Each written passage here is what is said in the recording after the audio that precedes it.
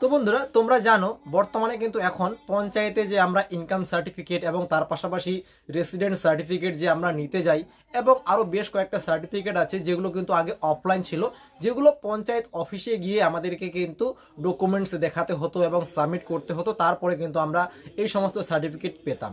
বর্তমানে যদি তোমরা কোনো ইনকাম সার্টিফিকেট বা কোনো রেসিডেন্ট সার্টিফিকেট নিতে চাও সেটা কিন্তু বর্তমানে অনলাইন প্রসেস করে দেওয়া হয়েছে এবং এর আগের ভিডিওতে কিন্তু আমি বলেছিলাম এবং তোমাদেরকে সম্পূর্ণ ভিডিওর মাধ্যমে দেখিয়েছিলাম এবং তোমাদেরকে কিন্তু আমি ওয়েবসাইটটিও বলেছিলাম।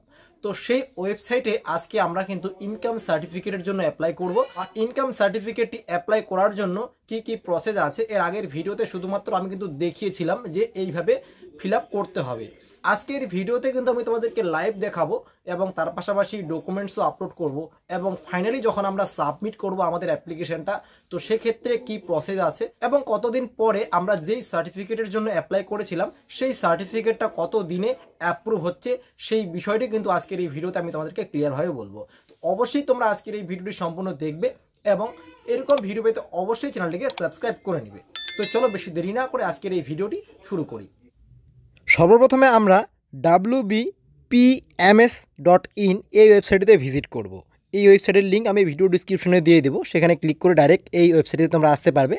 এখানে আসার পরে তোমরা দেখবে উপরের দিকে কিন্তু বেশ কয়েকটা অপশান আছে এবং এই ওয়েবসাইটটি হচ্ছে পঞ্চায়েত ম্যানেজমেন্ট সিস্টেম। তো উপরের দিকে সিটিজেন কর্নারের যে অপশানটা আছে এখানে কিন্তু ক্লিক করতে হবে কোনো সার্টিফিকেটের জন্য অ্যাপ্লাই করতে। এবং যখনই তোমরা এখানে ক্লিক করবে, এখানে ক্লিক করার সঙ্গে সঙ্গেই তোমাদেরকে দেখিয়ে দিবে যে কোন কোন ডকুমেন্টস প্রয়োজন আছে এবং কত দিনে তোমরা এই সার্টিফিকেটটি পাবে এবং কতদিন এর ভ্যালিডিটি থাকবে। তো যেমনটা এখানে দেখতে পাচ্ছ টোটাল এই কয়েকটি সার্টিফিকেট কিন্তু অনলাইন করে দেওয়া হয়েছে, যেমন residential certificate, character, income, same person certificate, distance এবং কাস্ট অথেন্টিকেশন। এবং নিচের দিকে কিন্তু ডকুমেন্টসগুলো দেওয়া আছে, এই সমস্ত ডকুমেন্টস কিন্তু তোমাদেরকে দিতে হবে এবং 7 ওয়ার্কিং ডেসের মধ্যে এটা অ্যাপ্রুভ হবে এবং 6 মাস কিন্তু ভ্যালিডিটি থাকবে। তো আমরা এই বক্সটিতে টিকমার্ক দিব এবং নিচের দিকে যে প্রসিড অপশানটি আসবে এখানে আমরা ক্লিক করব। এরপরে এখানে একটি মোবাইল নাম্বার দিতে হবে এবং জেনারেট ওটিপি অপশানে ক্লিক করার সঙ্গে সঙ্গেই সেই মোবাইল নাম্বারটিতে একটি ওটিপি পাঠানো হবে এবং ওটিপিটা এখানে বসিয়ে কিন্তু প্রথমত মোবাইল নাম্বারটিকে ভেরিফাই করে নিতে হবে। তো যখনই এটা ভেরিফিকেশান কমপ্লিট হয়ে যাবে সঙ্গে সঙ্গেই তোমাদের সামনে কিন্তু একটি ফর্ম ওপেন হবে এবং এই ফর্মটিতে প্রথমত যেটা চুজ করতে হবে সেটা হচ্ছে ডিস্ট্রিক্ট। তো এখান থেকে তোমরা তোমাদের ডিস্ট্রিক্টটা চুজ করবে, তারপরে ব্লক। তো এই ব্লকের অপশানে ক্লিক করার সঙ্গে সঙ্গেই তোমাদের এই ডিস্ট্রিক্টের আন্ডারে কতগুলো ব্লক আছে তো তার মধ্য থেকে তোমাদের ব্লকটা এখানে চুজ করবে এবং গ্রাম পঞ্চায়েত সেই ব্লকের আন্ডারে কতগুলো আছে সেগুলো লিস্ট এখানে চলে আসবে, সেখান থেকে তোমরা গ্রাম পঞ্চায়েতটা চুজ করবে। এরপরে এখান থেকে সংসদটাকে চুজ করবে এবং এখানে কিন্তু দুটো অপশন আছে যেগুলোতে কিন্তু স্টার মার্ক দেওয়া নেই, এগুলো কিন্তু ফিল আপ না করলেও কোনো প্রবলেম নেই। এবং নিচের দিকে প্রথমত যেটা চুজ করতে হবে সেটা হচ্ছে অ্যাপ্লিক্যান্টের ডিটেলসের অপশানে। এখান থেকে কিন্তু জেন্ডারটা চুজ করতে হবে, সেটা মেল নাকি ফিমেল সেটা এখান থেকে চুজ করলেই হয়ে যাবে। এরপরে অ্যাপ্লিক্যান্টের নেম, অর্থাৎ যে অ্যাপ্লাই করছে তার কিন্তু এখানে নাম বসাতে হবে এবং তার গার্জিয়ানের নেম, নিচের যে অপশানটি আছে গার্জিয়ান নেম, এখানে কিন্তু গার্জিয়ানের নামটা বসাতে হবে। তো অবশ্যই তোমরা ডকুমেন্টস দেখে দেখে এখানে কিন্তু ফিল আপ করবে যেই ডকুমেন্টসটা তোমরা আপলোড করবে এবং গার্জিয়ানের নেমটা বসানোর সঙ্গে সঙ্গে নিচের দিকে রিলেশন উইথ গার্জিয়ান, অর্থাৎ গার্জিয়ানের সঙ্গে যে অ্যাপ্লাই করছে তার রিলেশন কী আছে তো সেটা এখান থেকে চুজ করতে হবে। এরপরে নিচের দিকে দেখতে পাচ্ছ অ্যাড্রেসটা দিতে হবে, অর্থাৎ এখানে কিন্তু গ্রামের নামটা দিলেও কোনো সমস্যা নেই, গ্রামের নাম এবং post office, police station, village, pincode এবং ডেট অফ বার্থ এই কয়েকটা কিন্তু অবশ্যই ফিল আপ করতে হবে তোমাদেরকে এবং প্রত্যেকটাতে কিন্তু স্টার মার্ক যেহেতু দেওয়া আছে অবশ্যই এই প্রত্যেকটা তোমাদেরকে কিন্তু ফিল আপ করতে হবে। তো আমি এখানে অ্যাড্রেসের অপশানটিতে বা অ্যাড্রেসের ঘরে আমার অ্যাড্রেসটা বসিয়ে দিচ্ছি, অর্থাৎ যার জন্য আমি অ্যাপ্লাই করছি তার অ্যাড্রেসটা, তার পোস্ট অফিসের নাম কি আছে, তার পুলিশ স্টেশনের নাম কি আছে সেটা এবং নিচের দিকে দেখতে পাচ্ছ আরেকবার কিন্তু এখানে ভিলেজের নামটা কিন্তু বসাতে বলছে। তো অবশ্যই ভিলেজের নামটা তোমরা এখানে আরেকবার বসাবে এবং পিনকোড নাম্বারটি অবশ্যই বসাবে এবং ডেট অফ বার্থের অপশান, ডেট অফ বার্থ থেকে তোমরা কিন্তু সঠিকভাবে এন্ট্রি করবে।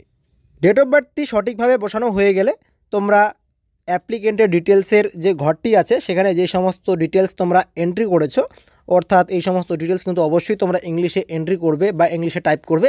এরপরে এখানে কিন্তু বাংলা শংসাপত্র পেতে দয়া করে বাংলায় লিখুন। তো যদি তোমরা এই যে সার্টিফিকেটটা আছে সেখানে বাংলা লেখা চাও, তো সেক্ষেত্রে অবশ্যই এই যে রেড কালারের একটা লেখা দিয়ে দিয়েছে বাংলায় শংসাপত্র পেতে দয়া করে বাংলায় লিখুন।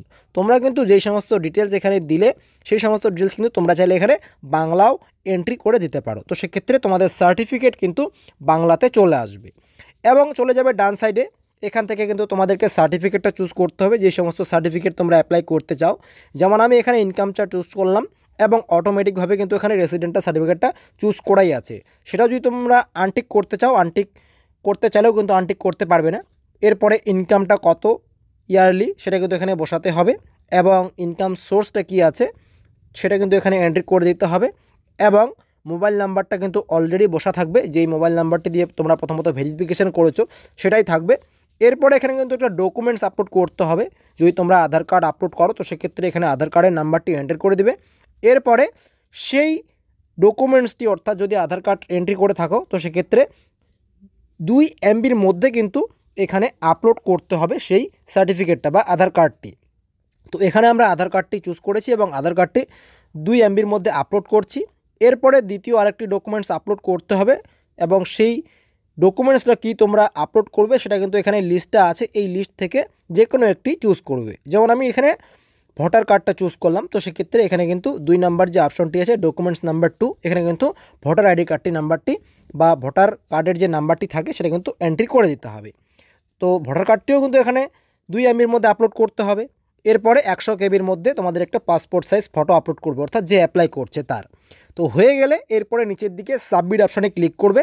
সাবমিট অপশানে ক্লিক করার সঙ্গে সঙ্গেই তোমাদের রেজিস্টার মোবাইল নাম্বারে একটা মেসেজ যাবে এবং সেখানে কিন্তু তোমাদের অ্যাপ্লিকেশন নাম্বার থাকবে এবং সেই অ্যাপ্লিকেশন নাম্বার দিয়ে ভবিষ্যতে তোমরা কিন্তু তোমাদের অ্যাপ্লিকেশন স্ট্যাটাস চেক করতে পারবে এবং তার পাশাপাশি সেই ওয়েবসাইটটি থেকেই কিন্তু তোমরা তোমাদের মোবাইল নাম্বার দিয়ে লগ ইন করে তোমাদের সার্টিফিকেটের স্ট্যাটাসটা চেক করতে পারবে এবং অ্যাপ্রুভ হয়ে গেলে অ্যাকশনের অপশনে তোমরা পেয়ে যাবে এবং ডাইরেক্ট কিন্তু সেখান থেকে তোমরা ডাউনলোড করতে পারবে এবং এভাবেই অনায়াসেই তোমরা এই ওয়েবসাইট থেকে পঞ্চায়েত ইনকাম সার্টিফিকেটের জন্য অনলাইনে আবেদন করতে পারবে।